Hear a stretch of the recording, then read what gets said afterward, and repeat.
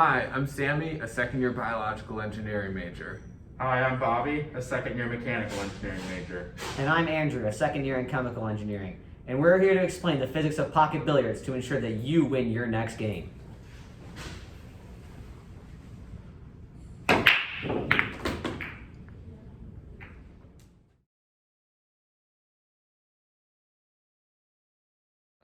So the first thing when we're getting ready for a pocket billiards game is we're going to want to prepare the stick that we're going to be using. So when we're looking for a good stick, we're going to want to make sure that it's nice and straight, it has a relatively good tip, and it's nice and well chalked. So this is the definition of a bad stick right here.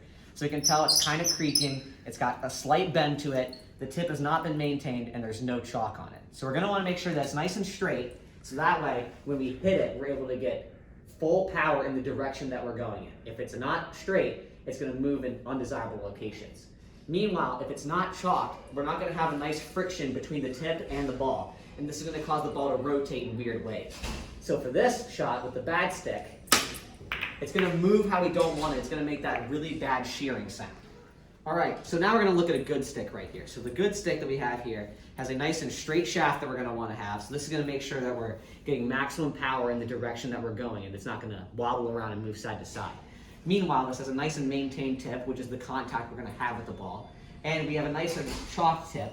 So the reason we have this is that we're going to increase the friction between the stick and the ball. When we do that, the ball is going to stick more to the tip, and that way we're not going to have it shearing off the sides to the left and right or up and down.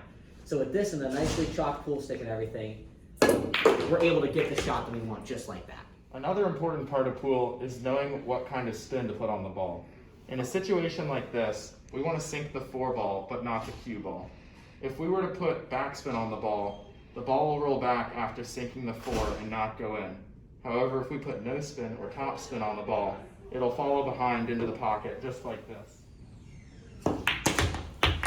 And this is backspin. When we want to curve the pool ball, we hit down on the top. So if you want to curve towards the right, you would hit on this side. If you want to curve towards the left, you would hit on this side.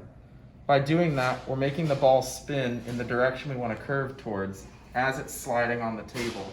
So that in this case, we want to curve to the right, so we're going to hit down right here, like this. Another concept we look at is where we hit the cue ball on the 2. If I line the stick up straight, we can see that there's no pocket right behind the 2. This means that we have to hit the 2 ball at an angle off the cue ball. Let's go to the whiteboard. 3, 2, 1. So now that we have our scenario written on the whiteboard with our cue ball and the 2 ball, what we first want to do is we want to align our pool stick with how the 2 ball would look by going directly in. And from this, that would be our line. And what we want to do is, this is the tangent on the 2 ball, and at this tangent is where we want our cue ball to hit. So if we draw another arrow up, this is exactly where we want the ball to, where we want to hit the ball, so the 2 ball goes in the pocket. And if we line it up correctly, goes right in. So the last concept we're going to want to check out is more with the angles. So for this shot, we have the 2, which I'm going to want to hit in, but the 9's blocking the easiest pocket to hit it into right now. So this means that our next best shot is going to be in this pocket over here. Now to do that, we're going to need to bounce it off the wall. And for that, we're going to have to use some complex angles to get there. So let's go to the whiteboard to look at this. All right, so here on this shot, we're going to see that we want to hit the 2 in. We have this stripe that's blocking the easiest pocket right now to hit it into. So what we're going to have to go in here is for a bank shot. And so for the bank shot, the trick we're going to want to use is the double table trick. So as you can see here, we have the table we're shooting on, and we have our imaginary table up here that has been reflected across this x-axis right here. So this table is an exact copy of this one down here, except there's no balls in our way. And what we can do is we can figure out that because this table has been reflected, any pocket that we try to hit on the opposite side, when reflected over, will equal the opposite side over here. So if we're aiming for this pocket down here, we are going to be able to aim for this pocket that's right up here.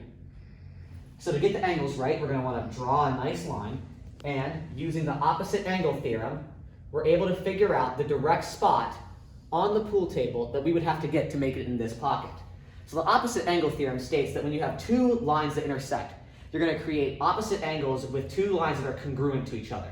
So that means that when we reflect this line right here back over the x-axis we've created, this pocket will be hit in by the ball. And look at the math of angles, we can now see that the best shot would be to hit it like this. Thank you for watching our presentation on 8-ball pocket billiards. If you want to learn more, please take a look at our helpful sources that we've gathered. Thank you.